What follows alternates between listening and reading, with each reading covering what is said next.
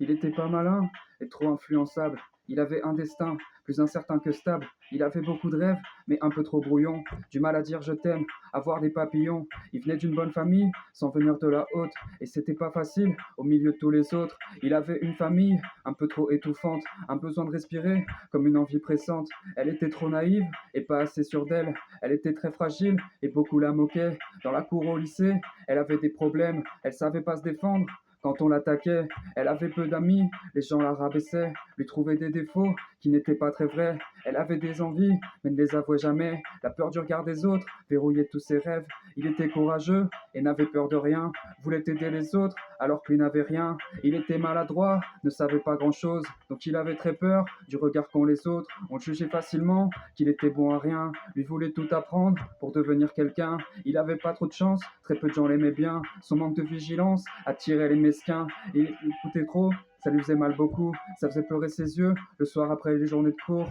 Quand on lui demandait, elle osait pas répondre. Pourquoi elle se cachait? C'est parce qu'elle avait honte. Trop douloureux c'était, ça faisait mal à son cœur. Elle s'est sentie vexée, elle en a perdu l'heure. Elle aurait dû se défendre parce qu'ils avaient pas le droit de jouer avec son temps, de la mettre dans cet état. On se moquait de son visage et de son comportement. Ça lui faisait mal beaucoup, pour lui c'était violent. Il était trop meurtri, à force d'être la cible. Il voulait juste s'enfuir ou devenir invisible. Il a perdu son temps, perdu confiance en lui. Comment se sentir de taille quand on fait que subir? Il l'a pas accepté, de trop souffrir pour rien. Il aurait dû s'y faire et aller voir plus loin. Elle aurait dû chercher ce qu'il lui fallait à elle. Au lieu de se détester, fallait qu'elle se trouve belle. Et on a influencé à faire les mauvais choix. Trop éloignée de la petite qu'elle était, elle se reconnaît pas. On lui reprochait des choses par habitude après, comme si le malheur des autres était de sa faute à elle. On lui faisait des crasses au milieu de la secourir. Au lieu de la rendre forte, on l'a rendue fragile. Tous les deux essoufflés, ils étaient en danger, avaient besoin d'être aidés, mais personne ne le voyait. Le cœur trop alourdi,